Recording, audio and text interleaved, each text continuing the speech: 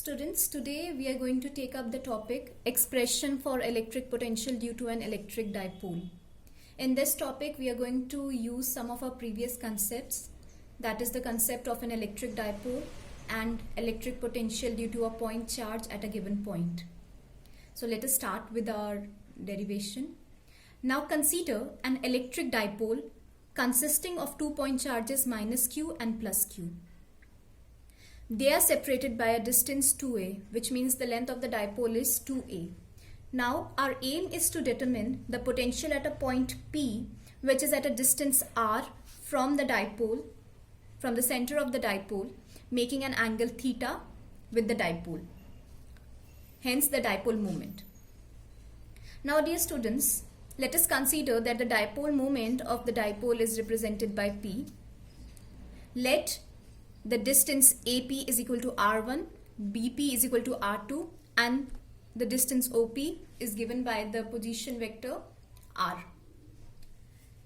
Now dear students, net potential due to the dipole at point P would be equal to the sum of potentials because of the charge minus Q and charge plus Q. Let us represent this potential at point P because of charge minus Q as V1 and the potential at point P because of charge plus Q as V2. So the net potential V would be equal to V1 plus V2. Now we already know the expression for electric potential. It will be equal to 1 upon 4 pi epsilon naught. At V1 the charge is minus Q, so I'll be writing it as minus Q, and the distance here is R1, so I get R1. Similarly, potential V2 is because of charge plus Q, so I'll get it as 1 upon 4 pi epsilon naught plus Q, and the distance is R2, so I get R2. Now let us try to solve the expression. We have Q upon 4 pi epsilon naught common in both the terms, so I'll be taking it out. It will be Q upon 4 pi epsilon naught, and here I'm left with minus 1 upon R1, and here I'm left with, it's R. And here I'm left with plus 1 upon R. 2. The distance is R2, so I am left with 1 upon R2. Now,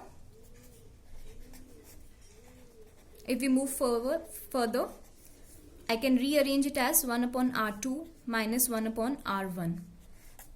Taking the LCM of the two terms, I get R1, R2 as common. So here it will be R1 minus R2, and the common factor would be in multiplication. So I get net potential as Q upon 4 pi epsilon naught R1 minus R2 upon R1 R2. Now my dear students, in order to calculate the potential, I'll have to get the value for R1 minus R2 and R1 R2. For this, we need to make an assumption. We need to assume that let point P be at a distance quite far away from AB. Now suppose we consider Earth. Suppose this is my Earth. We know Delhi and Jammu Kashmir in actual are quite far from each other. The distance is some thousands kilometers.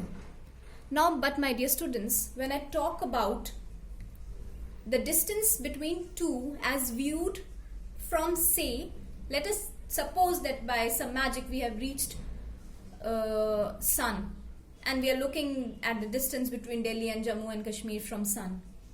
Can you distinguish between the two places? No. From such a far away distance, both of them would appear to be at the same point. Rather, the entire Earth would appear as to be a point-sized object. Similarly, if we are talking about the distance of the dipole from point P, which is very far from the dipole, it would seem that all the 3 points A, O and B, they would lie at the same point. Hence, there will be no differentiation between their distance. In that case, I can consider angle POB equal to angle PAB, which is again represented by theta. So the first conclusion that I get is, if point P is far away, angle PAB is equal to angle POB and is equal to theta. Now the second assumption that I'm going to talk about is the same. The distance of P is quite far, hence the distances AP would be equal to OP would be equal to BP. That is, they would appear to be equal. All the three distances would appear to be equal. So I write it as R1 is equal to R2 is equal to R. So these are the two conclusions I've got. Let me mark this equation as equation 1. Now let us try to find the values of R1 minus R2 and R1 R2 from these two assumptions that we have made. So first of all, what I get is, let us consider this triangle ACB colored in yellow, right angled at C. Cos theta, we know cos theta is equal to base upon hypotenuse. In this triangle, my base is AC and my hypotenuse is AB.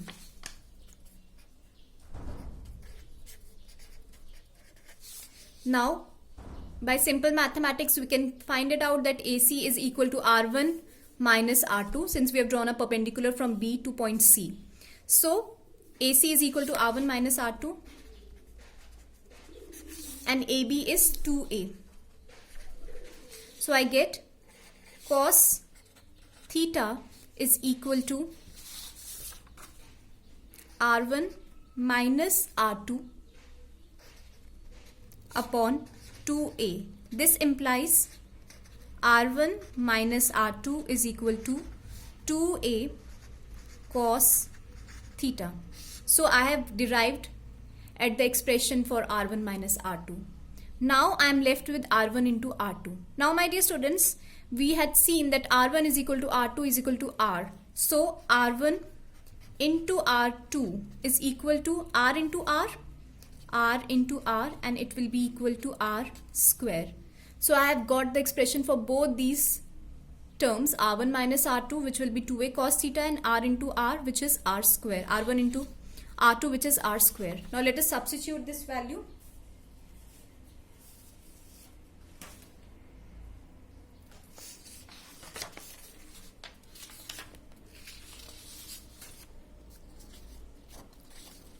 Now I am going to substitute these two values in part 1.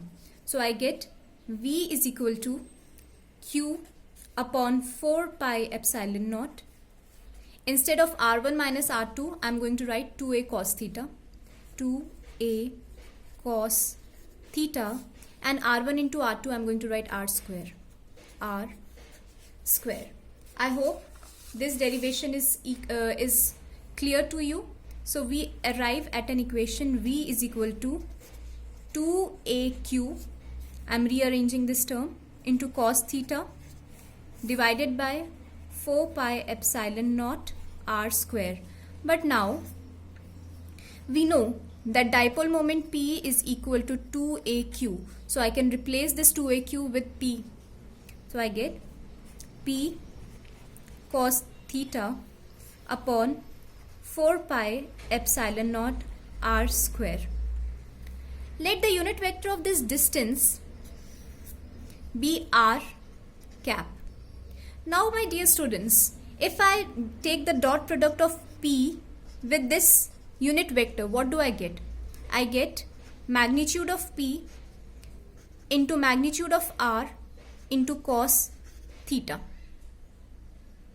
So since this is a unit vector, its magnitude would be nothing but 1. I can replace it as P into 1 into cos theta. So I get P vector dot unit vector R is equal to P cos theta.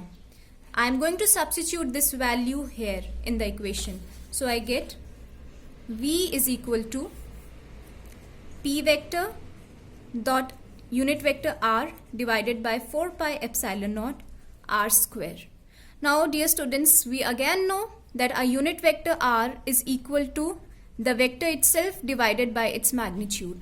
So replacing this term here, I get P dot R divided by 4 pi epsilon naught We already have r square, and if I bring this to the denominator, I get r cube. So my net potential because of dipole at a given point P has come out to be equal to P vector dot r vector divided by 4 pi epsilon naught r cube, where P vector is equal to 2qa and is the dipole moment. Unit vector r is equal to r vector divided by the magnitude of r. So this is the expression we have got. So we have arrived at our aim. Now let us come back to this equation, which states V is equal to P cos theta 4 pi epsilon naught r square.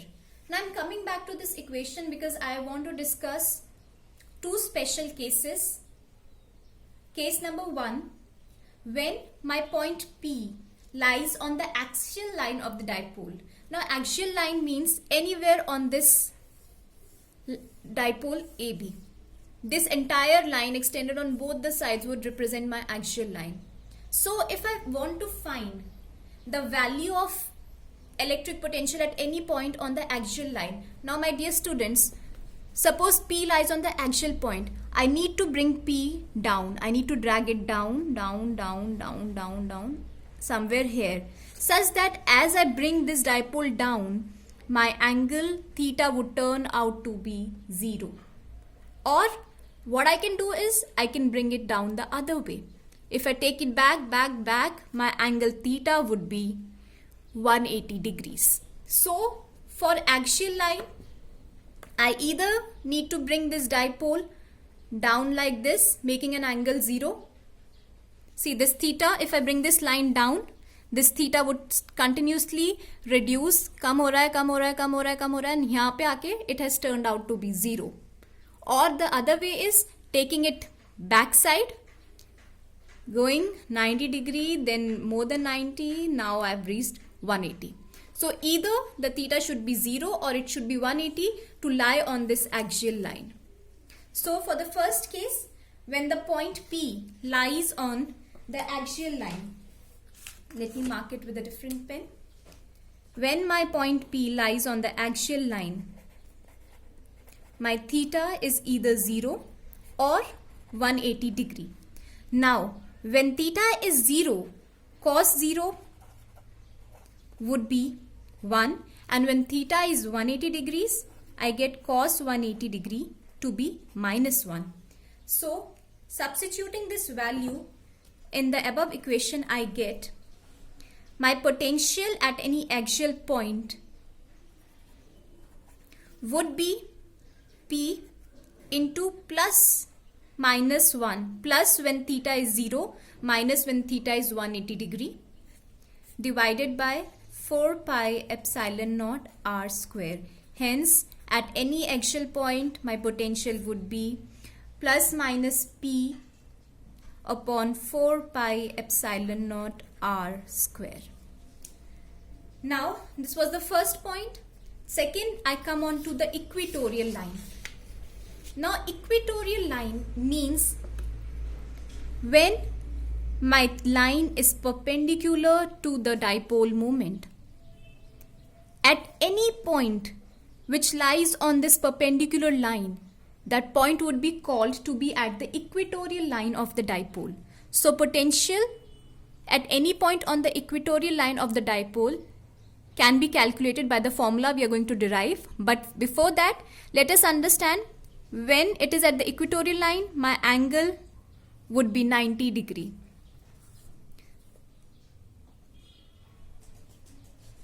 So when I bring my point P from the current orientation to the equatorial line, the angle between the point P, the axis on which point P lies, and the dipole moment would be 90. So for my equatorial line, equatorial means perpendicular to the center point. At any point on the equatorial line, my theta would be 90 degree. Now again, substituting our value in the previous formula, V is equal to P cos theta. Here my theta is 90 degree, and we know cos 90 is equal to 0. So V equal to P cos theta upon 4 pi epsilon naught r square. For my equatorial line,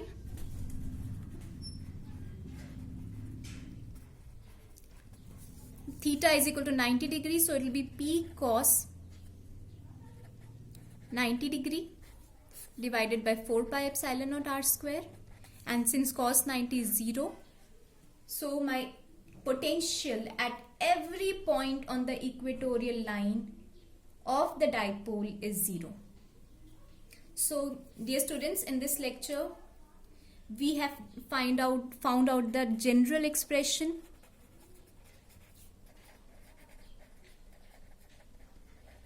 for electric potential due to an electric dipole at any point P. Then we have found out the expression at axial line of dipole, for which we found that theta is either 0 or theta is equal to 180 degree, and then in the end we found out the value of potential due to dipole on its equatorial line, for which theta is equal to 90 degrees. I hope you're clear with the derivation. Thank you.